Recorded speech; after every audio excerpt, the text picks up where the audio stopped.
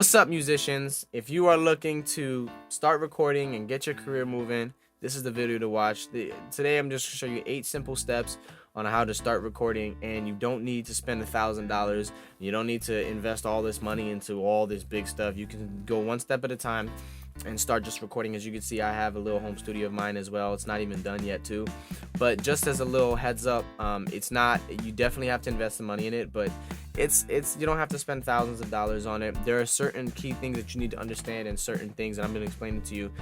Today we're going to just touch on just 8 simple steps you need to start your recording. Number 1, first and foremost, you need a computer. I recommend MacBook Pro. You don't need to get a desktop. You ain't gotta waste your money. MacBook Pro has literally everything you need to record. It has so much space. I mean, it just depends on the RAM space of the computer. Now, automatically you're gonna think, oh my god, do I have to go to Apple and buy a MacBook? No, you do not actually. You don't need to go to Apple. Apple is way too expensive, and they're overcharged on a certain number of their laptops. My laptop I got from MacBookTrades.com. MacBook they have the best quality laptops for cheaper prices, but also they have refurbished laptops as well for good prices as well. But the thing is, they have professional technicians that see this stuff and they fix this stuff, and they actually sell things at a cheaper, more reliable price. So that's very good quality stuff too. My computer I've had for a year. It still hasn't, there's nothing wrong with it. So honestly, go to MacBook Trades and buy your MacBook Pro. Second, you need the software to record. And honestly, I don't care what anybody says, the best software is Pro Tools. You download, don't download the latest version of Pro Tools, because I heard it was crashing. Download Pro Tools 10. And Pro Tools 10 has plenty of stock plugins that you can use to record and stuff like that, but you definitely want to start off with Pro Tools. You buy that thing. Pro Tools, you can get it from around, I don't know, it just really depends on where you at. I bought it for about $200, so it wasn't really where, it depends on where you're at. It's not, it just really depends. But some computers come with certain plugins and certain softwares, but definitely Pro Tools 10, get that going. That's where all the magic happens. All the rappers and artists and stuff like that out there, they all use Pro Tools. The third thing you need is a microphone. Now, there are so many microphones, so it's really hard to get a grip on which one has the most better quality, but I use AKG. AKG is a very reliable microphone. It has so many, it brings the realty of your voice into the mic. It's very clean, and it just absorbs all of the energy coming from your voice and your vocals. I would recommend AKG. There's other different ones too, but if I were you, I would go to B&H and go on that website and look at the proper ones too. Sweetwater is another one, but definitely AKG is a perfect microphone that I've been using for like 5 years. I'm still using the exact same one. Honestly, you don't have to invest your money in all these expensive mics, because the reality is, the newer, the more glitches they have. Number 4, you need an interface. Now, what is an interface? Interface is basically something that you hook your mic up to, because the mic needs to be connected to a source, and your interface is the source that comes from the mic into your computer. And in order for the sound to be able to travel into your computer, it needs the interface to travel through it. And the interface that I used for a very long time, Pro Tools Avid. I use the Avid, but what you can do is you can buy a Scarlett Solo. Those run from about under $100. You can go to a lot of websites with Sweetwater as well. They sell those at really good prices. But Scarlett Solo definitely is a perfect audio interface for recording, just starting off, because all you really need is just the sound. You need to get that thing set up so all the waves are flowing through the frequencies that the audio interface is able to set up. But your Pro Tools will not record with the proper, it won't record properly unless you put that interface in there. The 5th thing you need is a reflection filter. Now, this is something that's incredibly important in recording, because really recording is just all about where you are. Recording recording does have everything to do with the equipment you have, but if you have amazing equipment and you are not in a proper recording space, your recording is going to have some glitches and some negatives. Now, recording is all about sound, okay? Obviously, duh. But what I mean by that is recording picks up any little thing. It picks up breath, it picks up the air, it picks up a leaf falling on the floor. I mean, seriously, some of these mics you get, you can hear all the details in the back, and it can really mess up your recording. So what I have done, as you can see in the back, I have bought myself some acoustic foam, which is what I'm gonna jump on. But before I move on to that, the reason why I'm jumping onto the reflection filter first is because reflection filter comes with a circular shaped thing, and it kind of it has foam. It has acoustic foam in it, which is designed to suck up all the unwanted sounds and isolate your voice by itself and get those really clean vocals in there. It's inside of a thing, which is why they call it a filter. It's basically what it is. A reflection filter. Reflection bounces all the sounds back and forth inside, and it's really tight and amazing. You know, you could use this if you haven't got a chance to buy this yet. You can use that, and trust me, it works. And it has a mic. It comes with a mic stand.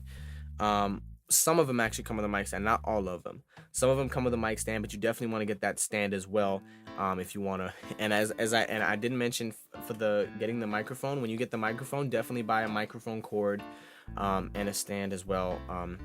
With the reflection filter, you need to buy a pop filter. A pop filter is this.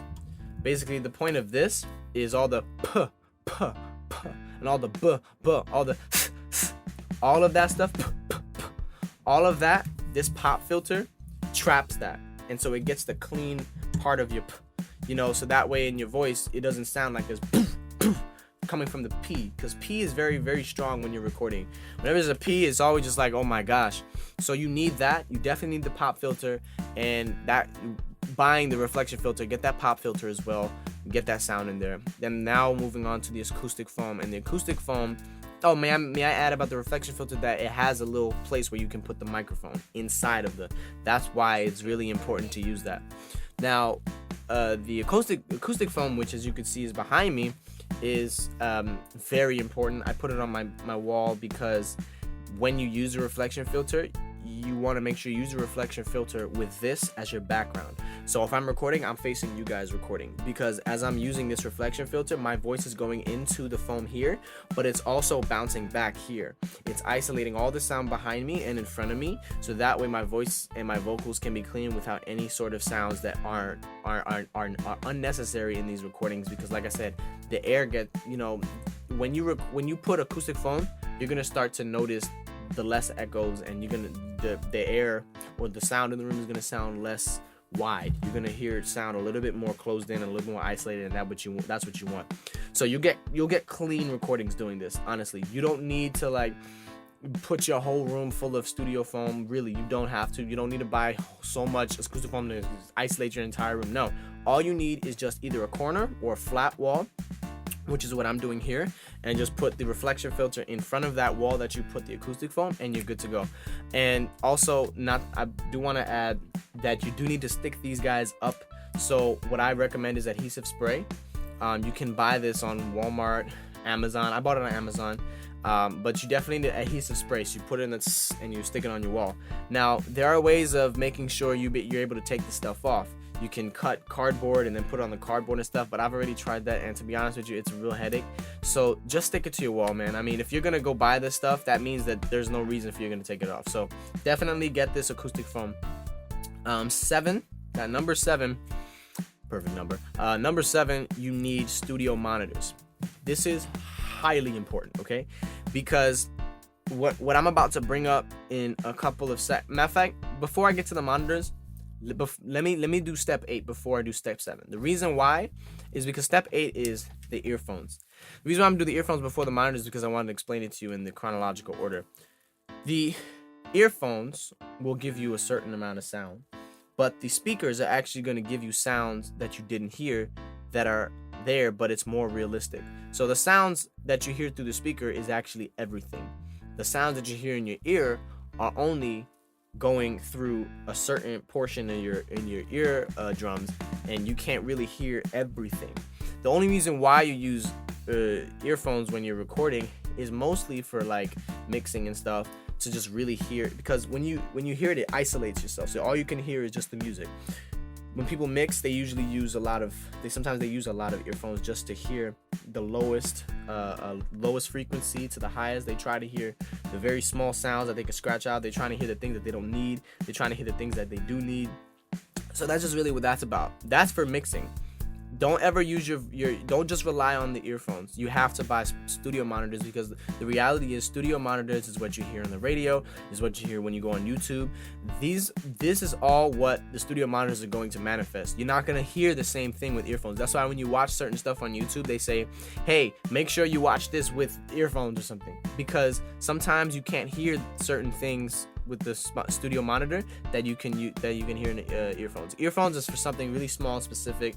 Monitors is for the whole picture. So you definitely need studio monitors. Now, what kind of studio monitors you want? You don't need to spend mad bread to get studio monitors. All you need is Audio Technica, and I'm going to show you exactly which one it is. It's this one right here.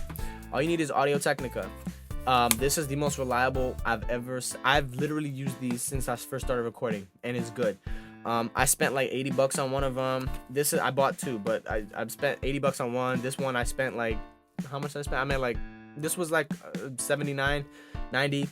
Honestly, you can get earphones for under $100, but don't go too cheap. You know, buying stuff that's quality is all about money, but definitely you don't need to go over $100 to buy earphones. Just that $100 is the limit.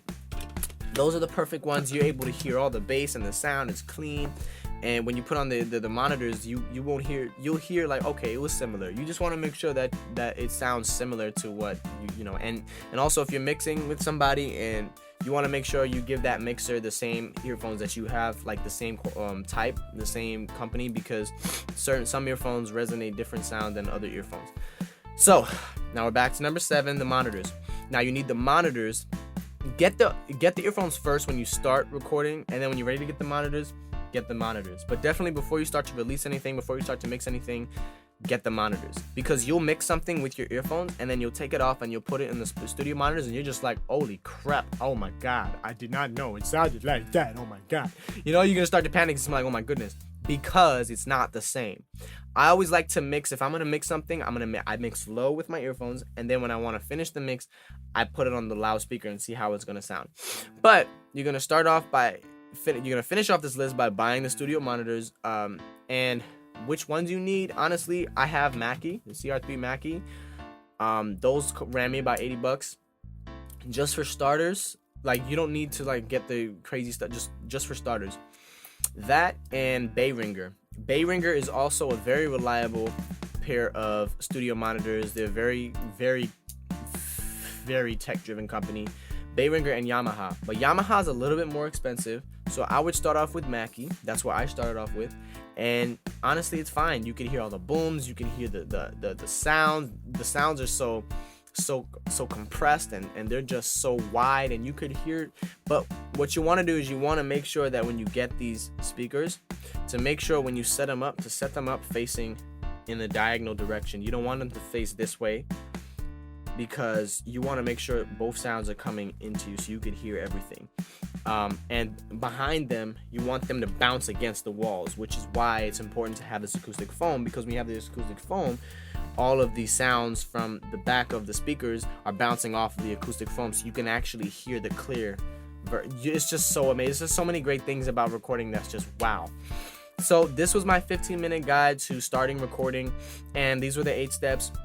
Like I said, you don't need to spend mad bread. This is all you need to do, really. Just start off, just to start off and learning how to record and just get yourself out there. But definitely, all of these are the things that I've done, and it's worked for me. Now, obviously, later on, I started to improve and I started to upgrade my equipment and stuff like that. But these are the things that you just basically need for now. For now, in the next 2 years, you don't need to get on. So you can invest in more, in more expensive stuff later. But definitely, this is what I started with. Let me know what you guys think in the comments below. If there's any ones that you think I missed, please let me know. If there's any questions or suggestions or whatever concerns you have, just hit me up in the comments below. Thank you all for watching. Hopefully I'll see you in another video. It's been a very busy week for me, but definitely don't try to spend all your money yet. This is just for starters. So this has been my 15-minute video. I hope you enjoyed it, and I'll see you next time.